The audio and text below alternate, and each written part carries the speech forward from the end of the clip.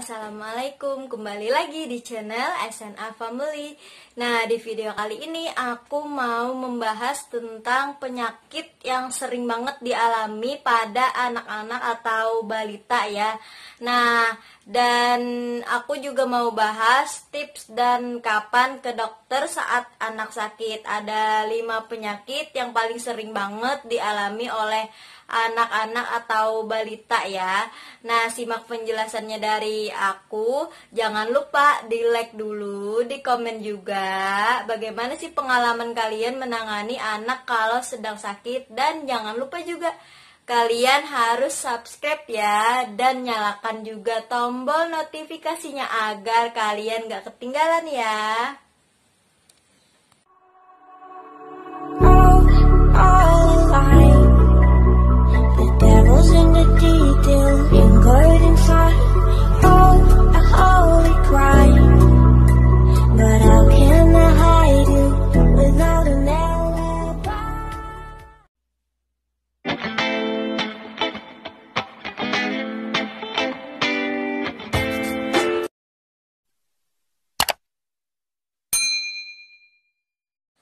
Nah, di video kali ini kan aku mau membahas tentang 5 penyakit langganan pada balita dan tips anti panik ya Bunda. Nah, penting banget ya Bunda untuk mengetahui bagaimana sih caranya menghadapi si anak kalau sedang sakit. Nah, untuk penyakit yang pertama itu adalah demam. Nah, ini seringkali ya dialami pada anak atau si baby kita. Demam ini sebenarnya sih bukan termasuk jenis penyakit ya Bunda, tapi demam merupakan mekanisme pertahanan tubuh terhadap infeksi atau masuknya zat asing ke dalam tubuh. Nah, misal seperti influenza, dan setelah imunisasi ini sering banget terjadi demam pada si anak ini. Nah, untuk tipsnya, Bunda dapat mengkompres kepala dan tubuh si anak ini dan lakukan skin to skin ya Bun. Dan usahakan juga untuk tidak mengenakan pakaian terlalu tebal pada si anak ini. Dan ini penting juga nih Bun, gunakan termometer untuk mengukur badan si anak ya. Jangan gunakan tangan meter, maksudnya tuh kita pegang dengan tangan ternyata panas. Nah, begitu jangan ya, kita gunakan termometer. Dan kapan aja kita harus ke dokter? Apabila anak sakit. Nah, jika suhu badannya bertahan di atas 38 derajat Celcius, sudah dengan paracetamol juga, atau lebih dari 3 hari juga. Jika terjadi kejang pertama atau kejang berulang, Bunda harus segera ke dokter. Nah, untuk yang kedua itu ada penyakit yang paling sering juga pada anak itu, yaitu ruam. Nah, sebenarnya ruam ini disebabkan oleh alergi atau infeksi atau kulit kering juga dan lecet pada kulit. Nah, selain itu nih, ruam juga terjadi akibat pemakaian popok basah dalam waktu yang lama.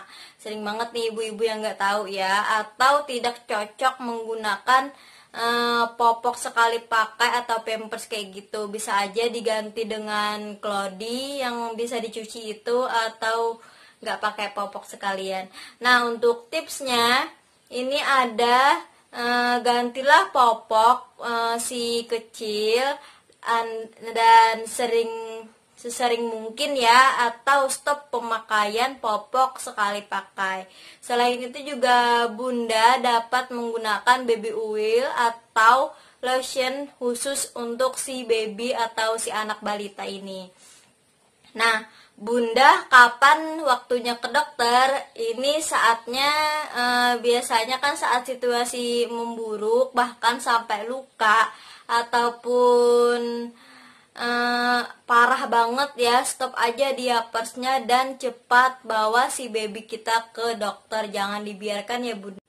Nah, untuk yang ketiga itu biasanya penyakit yang paling sering alami si baby adalah konstipasi atau sembelit. Nah, ini sering banget nih dialami oleh si baby, apalagi yang di bawah 2 tahun ya, sering banget.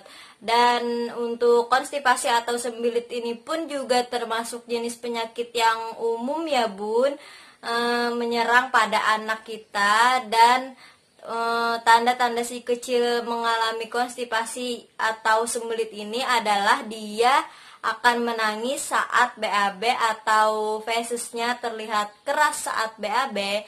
Dan ini ada tipsnya juga, Bunda dapat menambah asupan atau jus kayak gitu, jus buah.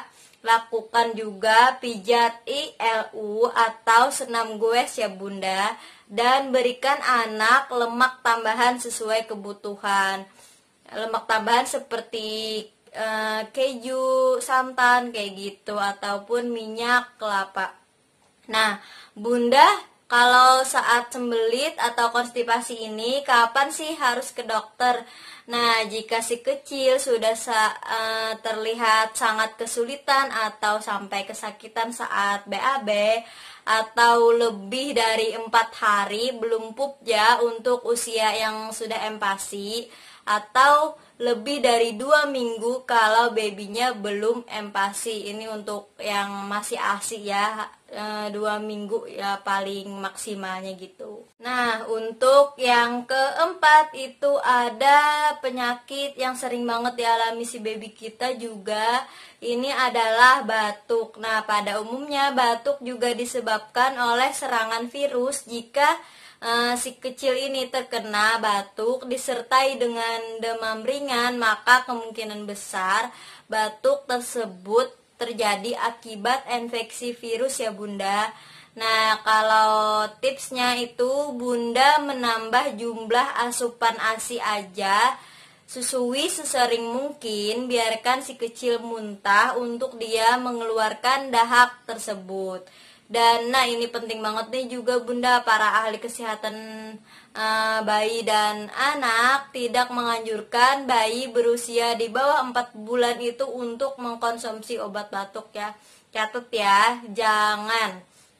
Dan kapan Bunda harus ke dokter saat baby kita sakit atau batuk ini? Nah, jika batuknya lebih dari 4 atau 6 hari atau bahkan memburuk dan ditambah demam tinggi, segeralah Bunda ajak anak ke dokter ya. Jangan dibiarkan berlarut-larut.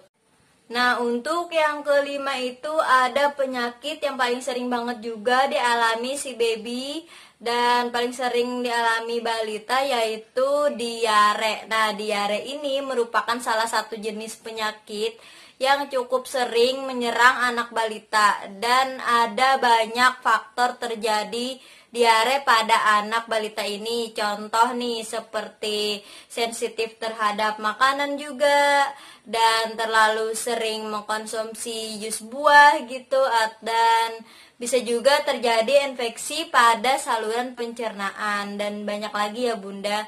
Nah, untuk tipsnya yaitu Bunda dapat memperbaiki asupan air putih kepada anak. Cara lainnya juga adalah dengan memberikan oralit pada si kecil sesuai dengan porsinya ya Bunda, sesuai anjuran dokter juga.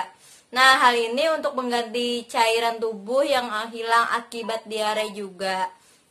Dan kalau lagi diare, Bunda kapan ke dokter nih? Nah, jika dalam 24 jam diare belum reda atau bahkan diikuti dengan muntah-muntah, maka Bunda harus segera membawanya ke dokter anak ya Bun. Jangan dibiarkan berlarut-larut, kasihan nanti si babynya ini kekurangan cairan kayak gitu.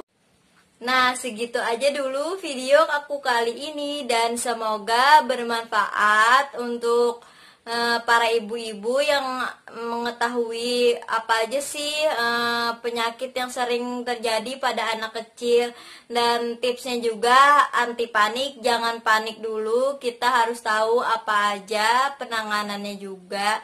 Dan sampai jumpa di video selanjutnya. Assalamualaikum.